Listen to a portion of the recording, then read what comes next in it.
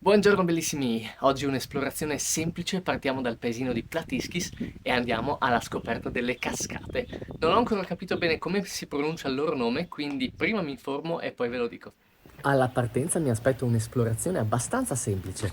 Ho letto che sono circa 5-6 km di percorrenza con 400 metri di dislivello. Però ho letto anche che il percorso è abbastanza selvaggio e non è proprio ben segnalato. Sono molto curioso. Tra l'altro, nell'osteria del paese, poco prima del bivio che porta verso il sentiero, ho scoperto che ci sono ben 2 cascate, una più grande dell'altra, e che dato che nelle ultime notti ha piovuto molto, dovrebbero essere belle piene.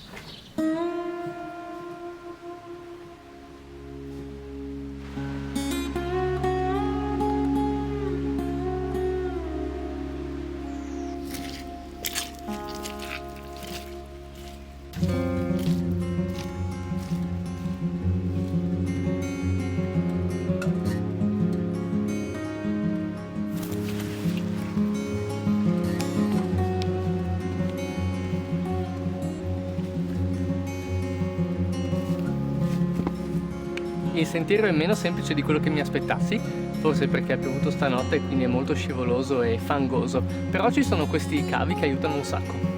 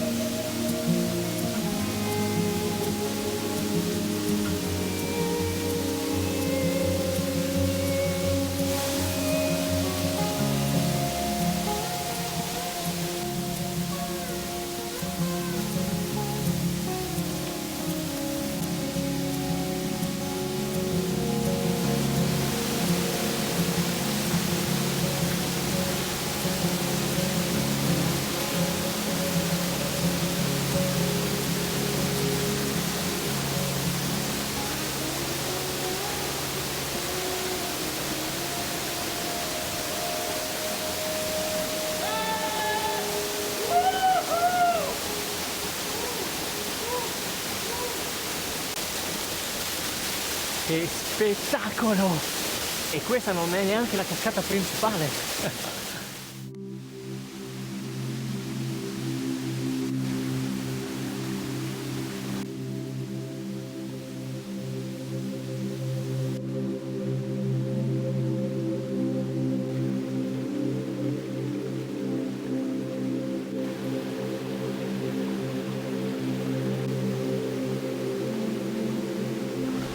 Ok, attenzione qua, come vedete c'è una piccola freccia che indica che il sentiero continua in quella direzione.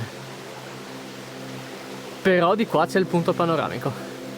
Ecco, se arrivate qui vuol dire che dovete tornare un pezzetto indietro.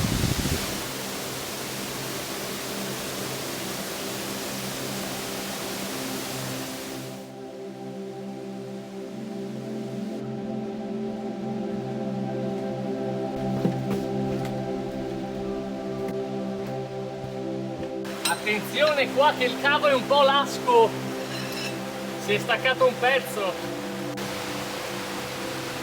Il sentiero prosegue dritto, ma queste le dovete vedere. Si legge Ciucula.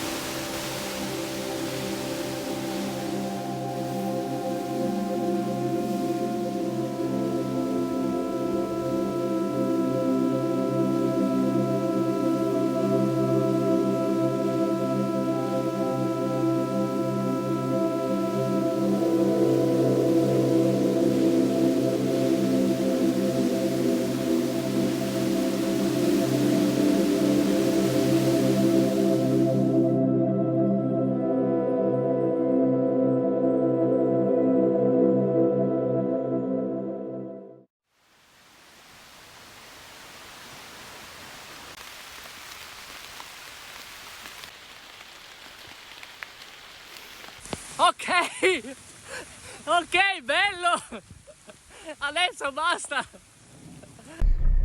Ha diluviato per più di un'ora e mezza, sono dovuto tornare indietro per la stessa strada, tutti quegli scalini e niente, vi aggiorno. Eccoci, ok, continuiamo il percorso. Ho provato a fare la strada che avrei dovuto fare al contrario quando ho perso il sentiero a causa della pioggia e ho capito perché ho perso il sentiero. Non esiste, la svolta è praticamente coperta dai rovi e dal fiume, non ci sono segnali, perciò è impossibile da trovare, e il sentiero stesso, quello che poi riporta sulla strada principale e crea un anello, è coperto di alberi caduti, rovi e non è segnato in nessun modo. Quindi cambieremo le nostre opzioni, invece di fare il percorso più breve ne creiamo uno un po' più lungo ma più fattibile.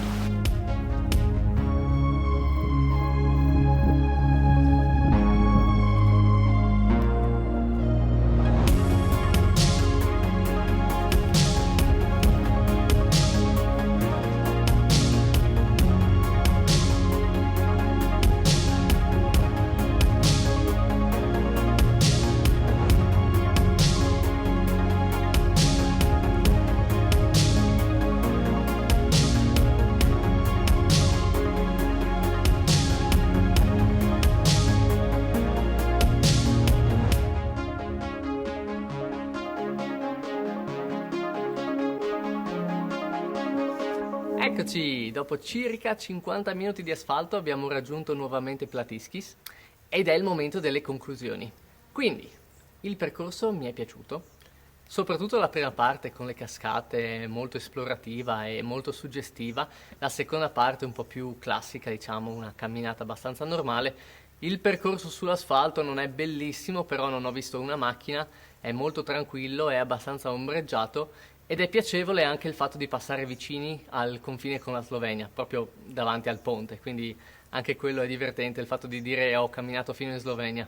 Come difficoltà mi è sembrato più difficile di quanto me l'ero immaginato, non è proprio semplicissimo, un po' soprattutto a causa, credo, del fango e del fatto che ci sono molti paletti esposti nei gradini ed è scivoloso, soprattutto nelle salite e nelle discese, quindi bisogna fare attenzione. Come svolte non è troppo complicato, le svolte che ci sono comunque su cui fare attenzione ve le metto nelle foto sotto la descrizione del video.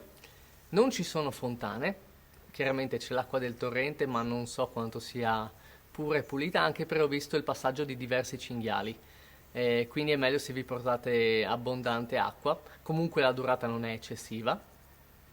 In generale direi bello, consigliato. Ah, e anche un altro piccolo dettaglio, che vicino alla Slovenia la connessione diventa quella slovena, quindi se non avete dati in roaming sappiate che sarete senza internet, quindi tutte le cose che vi servono sul telefono che siano offline.